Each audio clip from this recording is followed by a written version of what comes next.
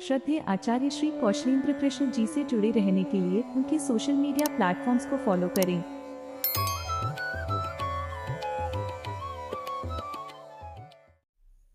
श्रीमन नारायणो विजयते। और हमारे जितने भी अग्रज हैं, जितने भी हमारे गुरुजन हैं, सबके चरणों पर वंदन करते हुए हम इस वीडियो को आगे बढ़ाएंगे। अभी कुछ समय से जो भी हमारे यूट्यूब में वीडियो डाले जा रहे थे, उसमें एक टिप्पणी आती थी जिसमें एक आग्रह किया जाता था कि जम्बूद्वीप के कितने भाग हुए थे, कौन कौन से थे, तथा भारत की सीमा क्या थी, प्राचीन सीमा, उसके विषय में एक चर्चा हो। तो आज इसी विषय में चर्चा करेंगे, प्रयत्न रहेगा हमारा। तो सर्वप्रथम तो हमको ये जानकारी होनी चाहिए कि हमारी जो पूरी पृथ्वी है, इसको सप्तद्वीपा वसुंधरा कहा जाता है, और 7 द्वीप हैं तो 7 समुद्र भी हैं। तो जम्बूद्वीप, प्लक्षद्वीप, कुशद्वीप, क्रौंचद्वीप, शाल्मली द्वीप, शाकद्वीप इत्यादि द्वीप हैं, पुष्कर द्वीप इत्यादि।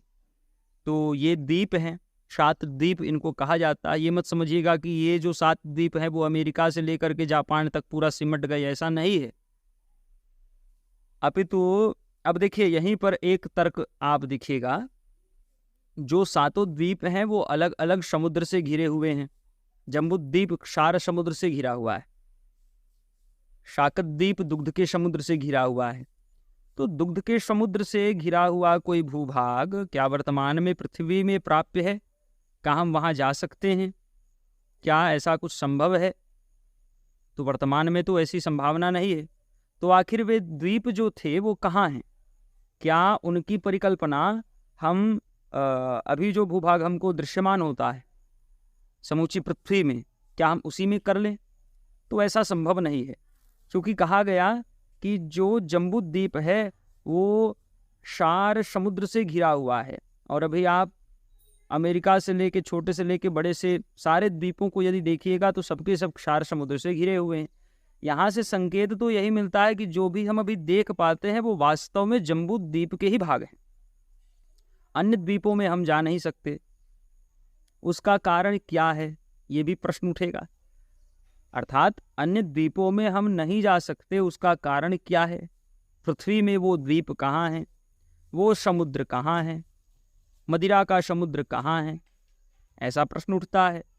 और इस प्रश्न का यदि आप उत्तर जानना चाहते हैं तो हम डिस्क्रिप्शन बॉक्स में एक लिंक दे देंगे हमारे वेबसाइट के लेख का, जहाँ पर सब प्रमाण, इसकी जानकारी जो है वो एकत्रित की गई है। उसका आप अध्ययन करके आपको इसका उत्तर मिल जाएगा। तो इसके विषय में हम अधिक चर्चा नहीं करेंगे। तो ये रहा पहला प्रश्न। दूसरा प्रश्न ये उठता है कि मदिरा का समुद्र, दुग्ध का समुद्र, ये कैसे संभव है? तो इसका निष्कर्ष हमारी व्यक्तिगत चिंतन से यही निकलता है कि जो ईश्वर गाय में दुग्ध उत्पन्न कर सकता है, भैंस में, बकरी में दुग्ध उत्पन्न कर सकता है, वो ईश्वर वृक्षों में भी दुग्ध उत्पन्न कर देता है। आप आंक के वृक्ष को देखिएगा, आप कनेर के वृक्ष को देखिएगा, इन वृक्षों में दुग्ध मिलते हैं। हाँ, अवश्य इनका गुणधर्म अलग होता है, वो हम मानते हैं, लेकिन दुग्ध तो है उसमें भी। अब जो दुग्ध को इन वृक्षों में भी उपलब्ध करा सकते हैं, उनकी शक्ति की सीमा कहाँ तक हो सकती है, इसका अनुमान कौन लगा सकता है? तो वो तो दुग्ध का समुद्र भी बना दे, उसके लिए तो कुछ असंभव नहीं है। लेकिन मनुष्य की बुद्धि ये सोचती है कि जो वस्तु उसने अभी तक देखी नहीं वो असंभव ही है। लेकिन ये तर्क संभव हो, ये असंभव वाला जो तर्क है वो संभव हो, ये भी संभावना कम ही है। ये हमको समझना चाहिए। अर्थात ऐसा नहीं है कि जो वस्तु आप न देखें वो विद्यमान ही ना हो सृष्टि में। आपने तो ब्रह्मलोक नहीं देखा, लेकिन ब्रह्मलोक तो विद्यमान है ना। आपने कभी अपने परदादा के पिताजी के पिताजी के पिताजी को नहीं देखा, लेकिन वो कभी थे, उनकी सत्ता है, क्योंकि आपके अंदर में उनका तत्व विद्यमान है। इस प्रकार से हमको मानना चाहिए। तो जरूरी नहीं कि जो चीज़ आप न देखो उसकी सत्ता ही ना हो, वो केवल काल्पनिक हो। तो ये सारी बात है, तो इस विषय में अधिक नहीं जाएंगे। प्रश्न ये था कि जो जम्बूद्वीप है उसमें जो उसके कितने खंड हुए थे, कौन कौन से थे, और भारतवर्ष की प्राचीन सीमा क्या थी, इसके विषय में हम चर्चा करेंगे। तो देखिए, जम्बूद्वीप जो है उसके कुछ खंड हुए थे, जिसमें से भारत वर्ष है, किमपुरुष वर्ष, इलावृत वर्ष, भद्राश्व, केतुमाल, रम्यक, हिरण्मय, हरि, और एक वर्ष है कुरुवर्ष। अब ये जो पूरा जम्बूद्वीप है, जो आग्निध्र का शासन क्षेत्र था, और आग्निध्र महाराज के जो पुत्र हुए जिनका नाम था नाभि, उनके पुत्र का नाम था अज, जिनको हम ऋषभ के नाम से जानते हैं, भगवान ऋषभ देव जिनका नाम है, और उनके पुत्र हुए भरत। तो आग्निध्र महाराज के माध्यम से अपने पुत्रों में बांटा गया ये सारे भाग जो हुए, जो अभी हमने नाम लिया उनको। तो भारत जो है वो नाभि को प्राप्त हुआ, और नाभि से अज को प्राप्त हुआ, और अज तथा नाभ का शासन क्षेत्र था यह। इस कारण से इस पूरे खंड को अजनाभ खंड के नाम से, जो भारतवर्ष था, इसको अजनाभ खंड के नाम से जाना जाता था पूर्व काल में। इसके उपरांत इसका नाम आर्यावर्त हो गया, क्योंकि यहाँ पर आर्य रहा करते थे। इस कारण से, क्योंकि यहाँ पर यदि आप भारत से पूर्व क्षेत्र में जाएंगे तो किरातों का स्थान बताया गया, और यदि आप पश्चिम क्षेत्र में जाएंगे तो यमनों का स्थान बताया गया, और भारत जो है वो आर्यों का स्थान बताया गया। तो आर्य का निवास क्षेत्र है, इस कारण से इस क्षेत्र को आर्यावर्त कह दिया जाता था। ये पूरे जम्बूद्वीप के मध्य में इलावृत वर्ष था, जिसके मध्य में, यहाँ पर हम था नहीं कहेंगे, है, दिखता भले ही नहीं है, ये समझे।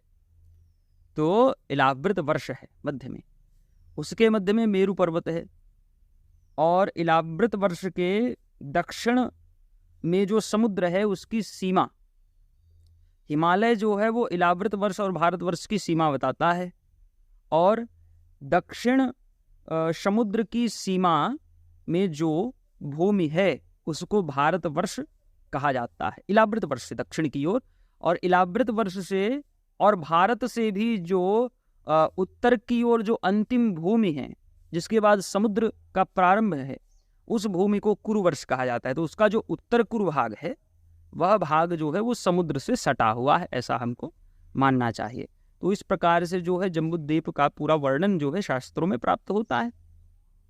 इसके उपरांत यदि भारत की हम बात करें तो भारत के जो खंड हैं उसमें बताए गए हैं कि इंद्रद्वीपः कशेरुश्च ताम्रद्वीपो गभस्तिमान् नागद्वीपस्तथा सौम्यो गंधर्वस्त्वथ वारुणः। इस प्रकार से कुछ द्वीपों के नाम हमको प्राप्त होते हैं जो भारतवर्ष के अंतर्गत हैं। अब जैसे इंद्रद्वीप है, ताम्रद्वीप है, वारुण द्वीप है, इनके नाम हमको प्राप्त तो होते हैं, किंतु वर्तमान में इनकी स्थिति कहाँ पर हम निर्धारित करें, भूमि में किस स्थान को हम ये नाम दें, इसमें बड़े मतभेद रहते हैं विद्वानों में।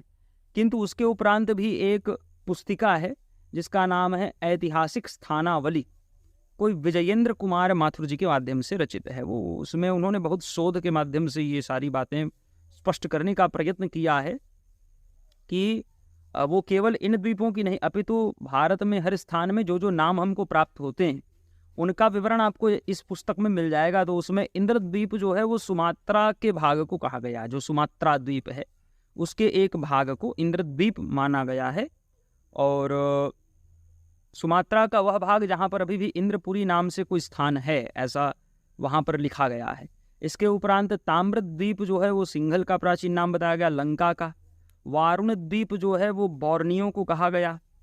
कशेरु जो है वो इंडोनेशिया द्वीप समूह के ही किसी भाग को कहा गया। और इसी प्रकार से नागद्वीप जो है अंडमान निकोबार द्वीप समूह को कहा गया। तो इस प्रकार से सभी द्वीपों का जो हमको वहाँ से जानकारी कुछ कुछ उस पुस्तिका से प्राप्त होती है, लेकिन वो भी संकेतात्मक ही है। पूर्णतया एकदम कोई कह दे कि हाँ यही स्थान ही है, इसको हम प्रमाणित करते हैं, ऐसा कोई प्रमाण हमको किसी शास्त्र में नहीं मिलता है इस पुस्तक के अतिरिक्त। तो ये है। तो यहाँ से हमको क्या पता चला, भारत के पूर्वी सीमाओं का हमको पता चलता है कि इंडोनेशियाई जो क्षेत्र है वहाँ से भारत की पूर्वी सीमा जो है वो प्रारंभ होती है।